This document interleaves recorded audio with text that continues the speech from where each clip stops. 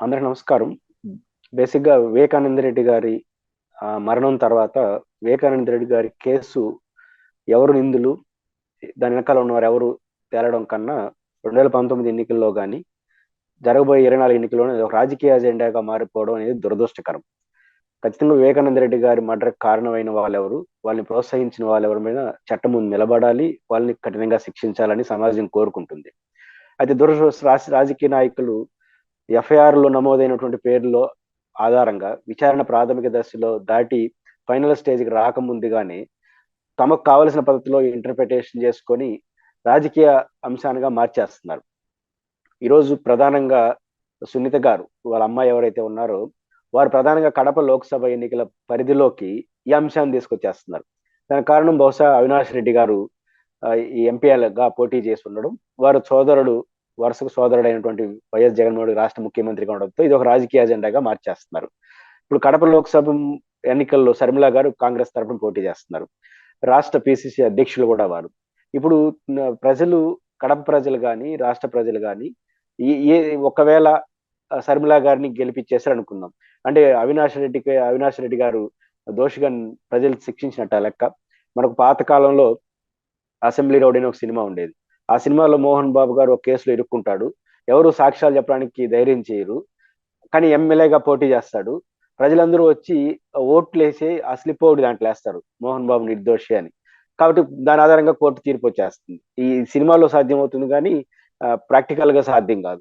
కాబట్టి ఈరోజు రాజకీయ అజెండాగా మార్చే ప్రయత్నం చేయడం దురదృష్టకరం. ఇప్పటివరకు కేసు నడుస్తుంది. ఆ కేసులో అవినాష్ రెడ్డి గారి పైన సిబిఐ ఛార్జ్ షీట్ లో ఉన్న విమర్శ ఆరోపణ ఏంటంటే ఆయన మర్డర్ తర్వాత సాక్ష్యాల్ని తుడిసేశాడు. 2 తుడిసేశాడు కాబట్టి ఈయనకి హంతకులకి ఏమన్నా ఆర్థిక లావాదేవీలను ఇతర అంశాల కోణాల్లో మేము ఎంక్వైరీ చేస్తున్నాము. ఇది సవ్యంగా జరగాలంటే ఆయన్ని కస్టడీలోకి తీసుకోవాలనే వరకు సిబిఐ వచ్చింది. ఇప్పటి వరకు సిబిఐ చేసినటువంటి 6 అలిగేషన్స్ అవినాష్ రెడ్డి పైన అదే. ఈ పాయింట్ పట్టుకొని నేరుగా అవినాష్ రెడ్డి గారే హంతకుడు అని చెప్పి డైరెక్ట్ గా మాట్లాడేయడం అనేది అభ్యంతరకరం. కాబట్టి కోర్టులో రెండోది సిబిఐ గాని, ఇంకొక విచారణ సంస్థ గాని, ఒక వ్యక్తి పైన గానటువంటి విచారణ దశలో ఉన్నప్పుడు ఒక ఛార్జ్ షీట్ వేసేసినా అది ఫైనల్ కాదు. కోర్టు తీర్పు ఫైనల్. ఎందుకంటే ఛార్జ్ షీట్ అనేది ఒక విచారణ సంస్థ తమ విచారణలో తాము నమ్మినటువంటి విషయాలు తమకున్న ఆధారాలతో వేస్తారు. దాంతో విభేదించే అంశాలు ఉంటాయి. ఇప్పుడు అవినాష్ రెడ్డి గారు అదే అంటున్నారు కదా, విచారణ ఇంకో పద్ధతిలో జరగాలని. కానీ అదంతా కోర్టులో తేలుతుంది. కాబట్టి ఎఫ్ఐఆర్ లో నమోదైన అంశాలు ఆధారంగా చేసుకొని ఆ డిస్కషన్ చేయడము తప్పే. ఎఫ్ఐఆర్ లో నమోదైన అంశాలు ఫైనల్ కాదు.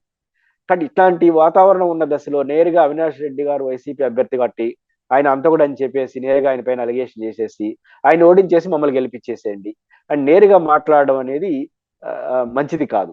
కాబట్టి ఈ టైంలో వాళ్ళు జోక్యం చేసుకున్నారు, కోర్టుకి వెళ్ళారు. కోర్టు స్పష్టంగా తీర్పిచ్చింది. కాబట్టి కడప కోర్టు ఏదైతే తీర్పిచ్చిందో ఆ కోర్టు తీర్పుని ఆహ్వానించదగ్గ పరిణామం. కొంతమంది అనొచ్చు, ఏమనొచ్చు, జగన్మోహన్ రెడ్డి గారు, వైసీపీ నాయకులు చాలా చోట్ల చంద్రబాబు నాయుడు గారి పైన వారిపైన విమర్శలు చేయలేదని. చేయడాన్ని ఎవరు ఒకవేళ అట్లాంటి చేసుంటే ఆధారాలు లేకుండా, సున్నితమైన అంశాలను, కేసుతో సంబంధం లేకుండా, జడ్జిమెంట్ తో సంబంధం లేకుండా ఎఫ్ఐఆర్ తోను విచారణ దశలో ఉన్న అంశాలు అలిగేషన్ చేస్తే అది వ్యతిరేకమే, ఎన్నికల నిబంధనలు ఉల్లంఘించినట్టే, దాని కోర్టుకు వెళ్లాల్సిందే. ఈరోజు కడప కోర్టులో తీర్పు వచ్చింది కాబట్టి వాళ్ళు రేపు నుంచి మాట్లాడలేరు. కానీ రాకుండా ఉంటే మాట్లాడుతూనే ఉంటారు. అట్లా ఇప్పుడు చంద్రబాబు నాయుడు గారి పైన ఇప్పుడు రాయి ఘటన ఏదైతే విజయవాడలో జరిగింది దానిపైన తెలుగుదేశం పార్టీ కానీ ఎవరైనా లాయర్ కానీ ఇంతవరకు నిర్ధారణ జరగకుండా నేరుగా తెలుగుదేశం పార్టీ చంద్రబాబు నాయుడు చేయించాడు అని డైరెక్ట్ గా మాట్లాడడం కరెక్ట్ కాదని ఎవరు కోర్టుకు వెళ్తారనుకోండి, ఖచ్చితంగా స్పెసిఫిక్ గా కోర్టు ఆర్డర్స్ ఇస్తుంది, మాట్లాడొద్దనే చెప్తుంది. గతంలో వివేకానంద రెడ్డి గారి కేసులో కూడా చంద్రబాబు గారు సిట్ వేశారు చనిపోయిన వెంటనే మహంతి గారి నాయకత్వంలో.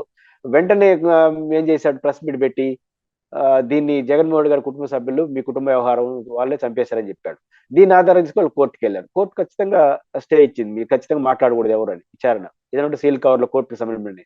అంటే ఇది ఎన్నికల్లో జరగాల్సిన చర్చ ఏంటి?